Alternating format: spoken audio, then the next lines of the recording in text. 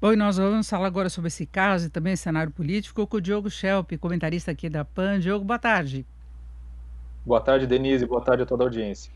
Bom, Diogo, o que nós vimos aí foi um cerco à vacina Covaxin. A Anvisa cortou todas as relações, a testagem, o pedido de autorização para uso emergencial, a autorização para importação. Essa foi a postura, primeiro da Anvisa, e agora nós temos o Ministério da Saúde, ainda que não se tenha comprovado irregularidades, não é? A CGU não vê irregularidades no preço e no prazo, mas o próprio laboratório rompeu com a Precisa Medicamentos, que representava o laboratório aqui no Brasil, supostamente teria encaminhado essas negociações. É uma história ainda muito mal contada, não é? Com certeza, Denise, a gota d'água aí foi essa confirmação por parte da CGU de que havia indícios de adulteração de documentos por parte da Precisa Medicamentos, que era a representante da Bharat Biotech, no processo de negociação com o governo, né? Então, a empresa, a Precisa teria adulterado documentos sem autorização da Bharat Biotech nesse processo de negociação. A Bharat Biotech, inclusive, que já havia, inclusive, rompido com a Precisa recentemente, justamente porque considerou que a Precisa atuou de forma irregular em nome da Bharat Biotech nessa negociação. O que esse cancelamento representa agora para o governo, do ponto de vista político, é que fica mais fácil para o governo, o Bolsonaro tem falado isso, inclusive, justificar, olha, estamos sendo acusados de corrupção ou de que o governo, enfim, teve alguma irregularidade nesse processo, mas vejam, a gente sequer pagou pela vacina, o processo sequer foi, né, a compra sequer foi confirmada, então não há corrupção. E ao cancelar o contrato, com base nesses indícios de irregularidades, o governo consegue, então, reforçar essa narrativa, essa ideia de que fez tudo de acordo com a lei, tudo dentro dos conformes. Diogo, nós vamos ver a retomada de todas essas investigações com a volta dos trabalhos aí da CPI da Covid, que teve a prorrogação, né, por mais 90 dias, e retorna junto com o fim do recesso parlamentar, e certamente esse vai ser um dos principais alvos de investigações, a CPI que tinha detectado essas irregularidades nos documentos, né? Exato, tudo isso, quer dizer, o cancelamento desse contrato, dessa compra da Covaxin, não significa que essa novela se encerrou agora, teve seu capítulo final agora. A CPI vai continuar explorando esse tema da Covaxin, e a gente precisa lembrar o seguinte: se não fosse a denúncia feita pelo servidor Luiz Ricardo Miranda, irmão do deputado Luiz Miranda, ele que sentiu que teria havido uma pressão indevida para que ele assinasse lá aquele documento de importação, não se teria ficado sabendo de nada disso e essas irregularidades não teriam vindo à tona, né? Essas investigações não teriam ocorrido. Essa negociação da Covaxin, que é investigada também pelo TCU, também pela própria CPI, e também há um processo agora de investigação de suposta prevaricação por parte do presidente Jair Bolsonaro quando recebeu aquela denúncia Luiz Miranda num encontro em 20 de março. Então, esse assunto vai continuar sendo explorado e investigado pela CPI, não está totalmente encerrado.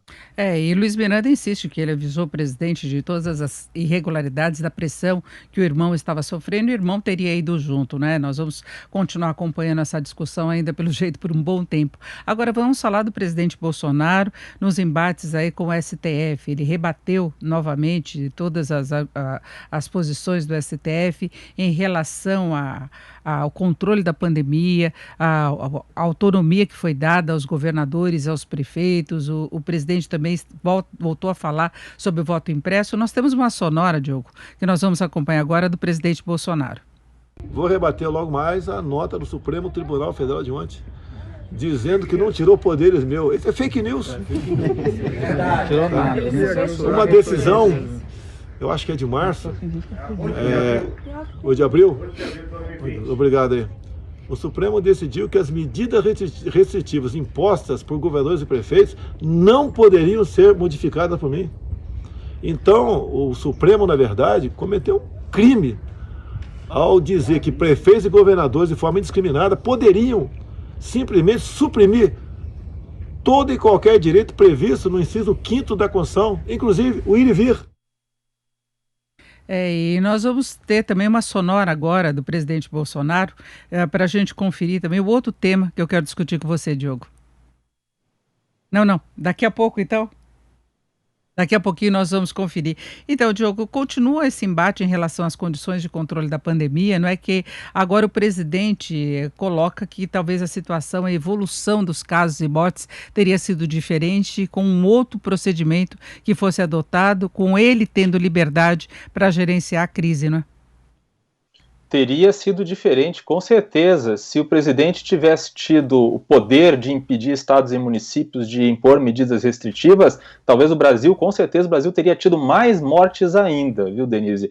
Essa é a definição, é o que, inclusive, a CPI da Covid tem revelado com todos os especialistas que compareceram e demonstraram isso.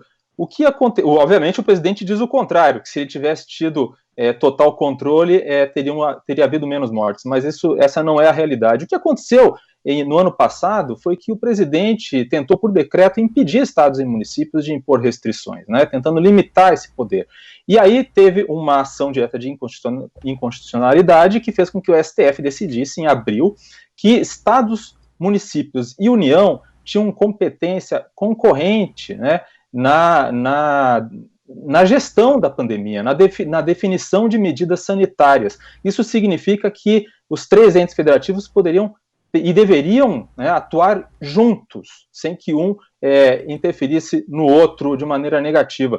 E foi isso que o STF reafirmou em um pequeno vídeo, um vídeo de 30 segundos, muito rápido, divulgado ontem, falando o seguinte, que 1000 mentiras, quer dizer, uma mentira contada 1000 vezes não se torna verdade, praticamente chamando o presidente de mentiroso, porque no fim de semana o presidente havia novamente falado que ele teria sido impedido de atuar por conta da decisão do STF. Ele falou isso numa live com o filho dele, o Eduardo Bolsonaro.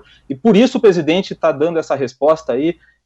Obviamente não ficou nada satisfeito com esse vídeo do STF, em que o STF reafirma que aquela decisão não impediu o governo federal de atuar na pandemia, pelo contrário.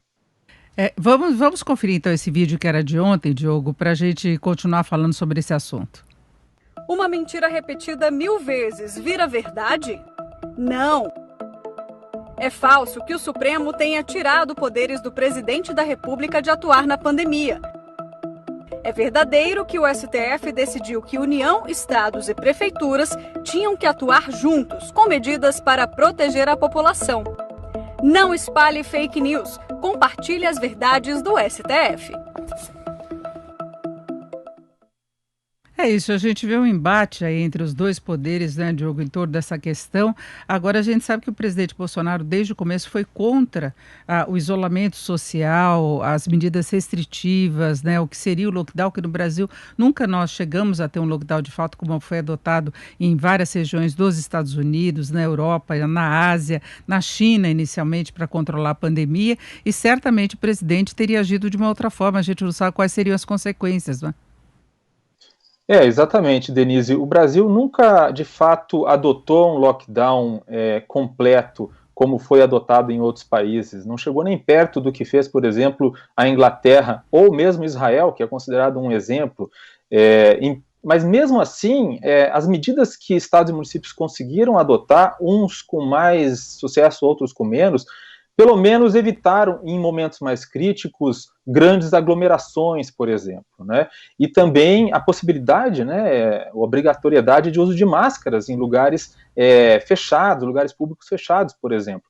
Esse tipo de medida, com certeza, ajudou ou evitou que o desastre tivesse sido ainda maior. O desastre foi grande, mas poderia ter sido ainda maior se não tivesse havido essa possibilidade de adotar essas medidas. O presidente Jair Bolsonaro, desde o princípio, se colocou contra tudo isso, né? E a CPI, inclusive, tem a tese de que o governo atuou para deixar o vírus correr solto.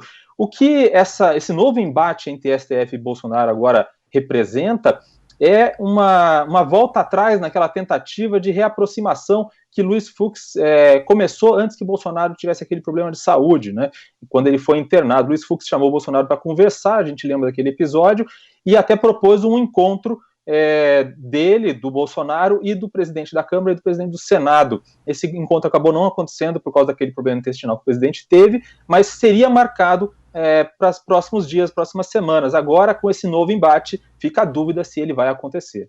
Na verdade, o STF acabou tomando essa decisão favorável aos governadores e prefeitos exatamente para não deixar que o presidente determinasse que ficasse tudo trabalhando normalmente em plena pandemia, indo contra as práticas adotadas no exterior, que produziram algum resultado, né? A gente viu que o mundo todo quase adotou essa estratégia de lockdown, até muito mais severos do que no Brasil, de ruas vazias mesmo, durante longos períodos, e depois ciclicamente foram adotando esse procedimento. Inclusive o presidente questiona algumas cidades que nós tivemos, inclusive aqui no estado de São Paulo, que tiveram um lockdown muito mais restritivo, dizendo que eles cometeram crimes também, que não deveriam ter feito isso. A preocupação era a economia. Agora nós estamos numa fase de flexibilização, mas tudo isso está em discussão, inclusive na CPI da Covid.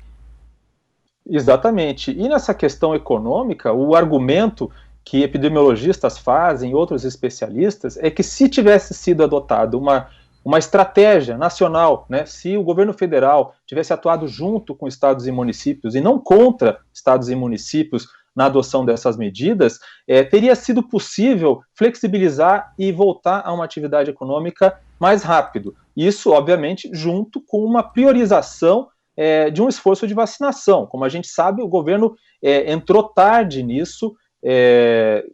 Apenas esse ano o Bolsonaro acabou admitindo aí a necessidade de ter isso como prioridade, principalmente com a chegada do novo ministro da Saúde, em vez de promover medicamentos sem eficácia confirmada, como aconteceu em 2020.